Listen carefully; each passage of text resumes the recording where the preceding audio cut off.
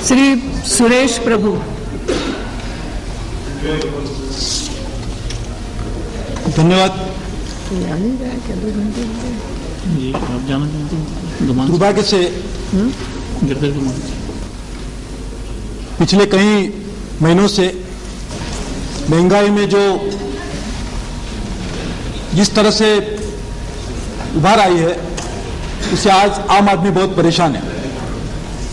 खास करके ऐसी चीजों के दाम बढ़े जहां आम जनता को हर दिन उसकी आवश्यकता पूरी करने के लिए जिन चीजों की सबसे ज्यादा जरूरत होती है उसमें ही हमने आमतौर पर ज्यादा से ज्यादा वृद्धि देखी है। हमें उम्मीद थी कि यह सरकार आने के बाद, क्योंकि आम जनता की सरकार है, आम जनता ने उनको चुन के दिया है, इसके लिए शायद आम जनता के लिए राहत देने का काम भी सरकार करेगी। दुर्भाग्य से पिछली सरकार के कार्यकाल के अंदर जितनी महंगाई कभी नहीं बढ़ी थी उतनी महंगाई हमने पिछले 2-2.5 साल में बढ़ी हुई देखी है। इसके लिए आम जनता काफी परेशान है। महंगाई को निपटाने के लिए जो कदम सरकार की तरफ से उठाए जा रहे हैं उससे मुझे कभी कभी अचरज होता है। महंगाई कम करने के लिए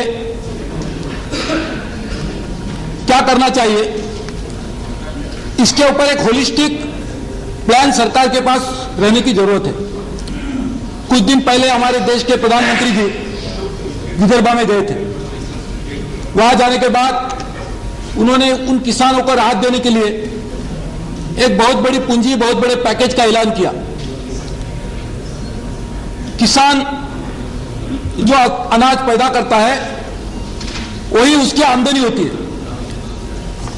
आज महंगाई से जो परेशान है लोग, वो पूरे देश के 100 करोड़ से एक ज्यादा जो लोग हैं वो परेशान है। लेकिन उसमें से 70% लोग ये देश के किसान हैं और उसके कारण उपभोक्ता भी है। तो यदि इस उपभोक्ताओं को राहत देनी है तो सबसे बड़ी राहत यह होगी कि यदि इन किसानों की आमदनी बढ़े, ताकि इन किसानों को जो महंगाई बढ़ती है उसको सामना करने के लिए उनकी भी कुछ किसी में कुछ पैसा है। लेकिन दुर्भाग्य से एक तरफ से सरकार किसानों की राहत देने की कोशिश कर रही है और दूसरी तरफ महंगाई को कम करने के लिए किसान को मंडी में जाने के बाद जो दाम मिलते हैं उसके ऊपर भी रोक लगाने की कोशिश कर रही है। तो मैं मानता हूं ये सब देखने के बाद मुझे ये बात का पता नहीं चल रहा है कि किस तरह से हमारी जो फूड इकोनॉमी है देश की, वो किस तरह से आगे आने वाले दिनों में ज्यादा चलेगी। और इसलिए मेरी सबसे पहली सरकार से दरखास्त है कि आप पूरे पार्लियामेंट को सिर्फ प्राइस राइज को डील करने के लिए जो कदम उठाए जा रहे हैं उसके बारे में अवगत न कराए, साथ ही साथ में पूरी तरह से हमारी रूरल इकोनॉमी है देश की, फूड इकोनॉमी है, एग्रीकल्चर इकोनॉमी है, जो आज वर्चुअली कोलैप्स हो रही है, उसको निपटने के लिए कैसे कदम उठाए जाएंगे उसके बारे में सोचने की जरूरत है। और यो भी यदि हम ठीक तरह से करेंगे तो 70% आबादी वैसे ही उसको राहत मिलेगी। और इसलिए एक बहुत बड़ा हमारा जो योगदान है वो सरकार की तरफ से सबसे पहले ये हमारी रूरल इकोनॉमी किस तरह से रिवाइव की जाए उसके तरफ होना चाहिए। ये न करते हुए यदि हम इस तरह से कुछ एडॉक कदम उठाते रहेंगे तो मैं मानता हूं शायद कुछ समय के लिए हमें देखेंगे, क्योंकि होलसेल प्राइस इंडेक्स और retail price index, consumer price index, इसमें गिरावट आ सकती है कुछ हम टेम्पररी मेजर्स लेने से।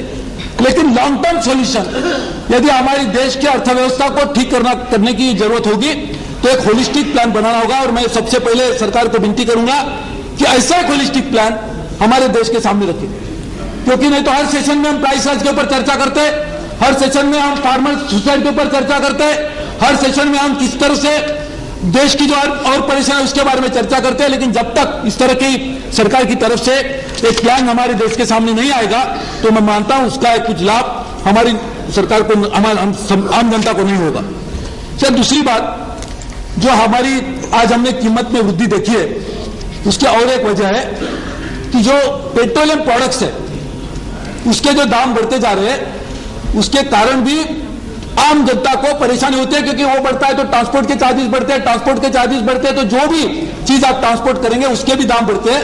और उसका भी एक बुरा असर पूरे इकोनॉमी के ऊपर होता है। 70% पेट्रोलियम प्रोडक्ट्स हम आज देश में आयात करते हैं। सरकार की तरफ से जो integrated energy policy planning commission ने बनाई है, उसके मुताबिक और 10-15 साल में 90% से ज्यादा पेट्रोलियम प्रोडक्ट्स को हमको आयात करना होगा। और पेट्रोलियम प्रोडक्ट्स बड़ी पैमाने में आयात करेंगे तो यदि उसकी वृद्धि इंटरनेशनल मार्केट में बढ़ेगी, उसका असर हमारे ऊपर भी होगा। लेकिन यह कह के सरकार अपने आप को नहीं बचा सकती क्योंकि इंटरनेशनल दाम बढ़ रहे हैं, इसके लिए हम इसको दाम बढ़ा रहे हैं। इंटरनेशनल दाम बढ़ने के कारण अपने पेट्रोलियम प्रोडक्ट्स को कम इस्तेमाल करने के लिए क्या कदम उठाए, यह भी मैं मानता हूं सरकार को अपने को कहना होगा। यदि ट्रांसपोर्ट सेक्टर और एनर्जी सेक्टर उसको यदि हम इंटरनेशनल के जो वोलेटिलिटी है उससे यदि बचाना होगा तो सबसे पहले सरकार को हमारी एनर्जी सेक्टर को डाइवर्सिफाई करके न्यू सोर्सेज ऑफ एनर्जी किस तरह से हमने निकाले उसके बारे में भी सरकार को अवगत करना होगा। यदि हम नहीं करेंगे तो मैं जरूर मानता हूं कि आज हमारी थोड़े इंटरनेशनल प्राइसेस के दाम कम हो गए, इसके लिए प्राइस कम हो गई है। एक अनुमान है कि शायद कुछ दिनों में इंटरनेशनल प्राइसेस में क्रूड ऑयल के प्राइसेस $100 पर बैरल भी जा सकते हैं। मैं भगवान से प्रार्थना करता हूं ऐसा ना हो, लेकिन यदि ऐसा होगा तो किस तरह से हमारी प्राइस राइज होगी इसके ऊपर भी सोचना होगा। और इसीलिए सरकार की तरफ से हमारे जो पेट्रोलियम प्रोडक्ट्स का पेट्रोलियम इकोनॉमी है उसको डाइवर्सिफाई करके renewable source of energy, domestically produced energy किस तरह से देश में पैदाइश हो उसके बारे में भी सोचने की जरूरत है। और मैं मानता हूं सरकार की तरफ से उसका भी एक हमें बयान देना होगा। नहीं तो इस तरह से हम कहेंगे कि हम आयात कर रहे हैं, इसके लिए कुछ दाम कम हो गया, आयात करने के बाद अनाज आयात करेंगे तो दाम कम होंगे, उसके बाद कुछ दिन के बाद फसल खराब हो जाएगी तो भी दाम बढ़ेंगे। और एक बात को मैं, यहां हमारे एग्रीकल्चर मंत्री भी बैठे हैं, अब उनको भी पता होगा कि इस साल ऑस्ट्रेलिया में अनाज की जो पैदाइश, गेहूं की जो पैदाइश होती है इसमें बहुत बड़ी गिरावट आने वाली है क्योंकि वहां बहुत बड़ा फेमिन है। Australia is one of the biggest producer of wheat in the world और उसका भी जो असर हमारे देश के ऊपर होगा उसका भी सोचने की जरूरत है। लेकिन यह भी मैं आपको कहना चाहता हूं तो पेट्रोलियम प्रोडक्ट्स को किस तरह से डाइवर्सिफाई किया जाए उसके बारे में भी सरकार को हमें अवगत करने की जरूरत है। तीसरी बात, एक मॉनिटरी पॉलिसी देश की जो है उसका भी एक बहुत बड़ा असर जो जिस तरह से कीमतें बढ़ती है उसके ऊपर होता है। रिजर्व बैंक ऑफ इंडिया की तरफ से जो मॉनिटरी पॉलिसी परस्यू की जाती है उसके बारे में आज तक मैंने कभी सुना नहीं कि हमारे पार्लियामेंट में उसके ऊपर कुछ डिस्कशन हुआ होगा। मैं मानता हूं कि उसका एक बहुत बड़ा असर आम जनता की जीवन पर होता है।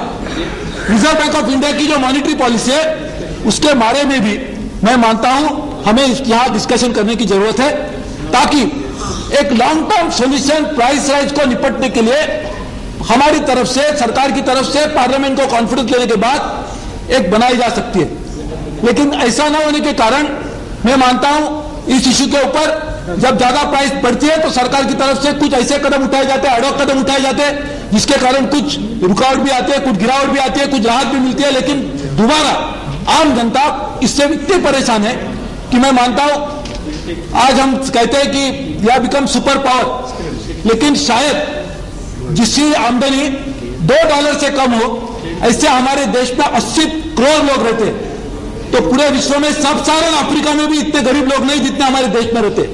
तो यदि हमारा देश सुपर पावर है, जरूर है, तो गरीबों का सुपर पावर है। इतने गरीब लोग कहीं भी नहीं तो it's a super power of the poor people. और इस गरीबों को राहत देने का काम सरकार की तरफ से करना चाहिए। सिर्फ हम वर्ल्ड इकोनॉमिक फोरम को खुश करने के लिए कदम उठाएंगे तो दुर्भाग्य से हमारी देश की आम जनता को जो राहत की जरूरत है नहीं मिलेगी। और इसलिए मैं सरकार को विनती करता हूं कि आज ऐसे विषय को जवाब देने के लिए शायद एग्रीकल्चर मिनिस्टर नहीं तो प्राइम मिनिस्टर ने जवाब देना चाहिए ताकि किस तरह से एक holistic monetary policy, petroleum policy, agriculture policy और पूरी तरह से होलिस्टिक लेने के बाद यह काम होगा। और एक दो बात मैं कहता हूं कि सबसे बड़ी बात है कि हमारे देश में गरीब लोगों को प्रोटेक्ट करने के लिए कोई भी सोशल सिक्योरिटी नेट नहीं है। आज प्राइसिंग बढ़ती है तो सबसे बड़ा असर कितने लोग ऐसे हैं कि आज वैसे भी आम जनता चीन में जो अनाज खाती है उससे आधा अनाज पर कैपिटा कंजम्पशन हम देखेंगे तो हमारे देश के लोग खाते हैं और इसमें प्राइस बढ़ने के बाद और कम खाते हैं। और हमने आज एक स्टैटिस्टिक देखा है कि माल न्यूट्रिशन के कारण 1 या 2% हमारे जीडीपी में भी गिरावट आई है। तो हम सोच सकते हैं कि जिन सरकार को सिर्फ जीडीपी का ही अंदाजा देंगे तो शायद उनकी रिएक्शन आएगी। तो जीडीपी को बढ़ाने के लिए भी माल न्यूट्रिशन हमारे देश में कम करना होगा, और माल न्यूट्रिशन कम करना है तो और एक बात करनी होगी कि प्राइसेस में जो बढ़ गई है, प्राइस राइज हुए, उसको कम करना होगा, क्योंकि प्राइस राइज के कारण अब उनका इनकम घट जाता है। तो इनकम घटने के बाद आम आदमी कम खाने की कोशिश करता है, कम खाने के बाद उसके माल न्यूट्रिशन की संख्या और बढ़ती है। तो इसीलिए सरकार की तरफ से इन सभी चीजों के ऊपर सोशल सिक्योरिटी नेट के ऊपर भी सोचने की जरूरत है, और यदि ये करेंगे तो मैं मानता हूं इसकी एक राहत होगी। और इसीलिए मेरी विनती होगी, मैं समाप्त कर रहा हूं, मेरी ये विनती होगी कि सरकार की तरफ से एक कॉम्प्रिहेंसिव पॉलिसी, एक व्हाइट पेपर हमारी देश के सामने रखना चाहिए, और उसका जवाब सरकार की तरफ से प्रधानमंत्री दे, ऐसी भी विनती करता हूं। धन्यवाद। धन्यवाद सुरेश जी।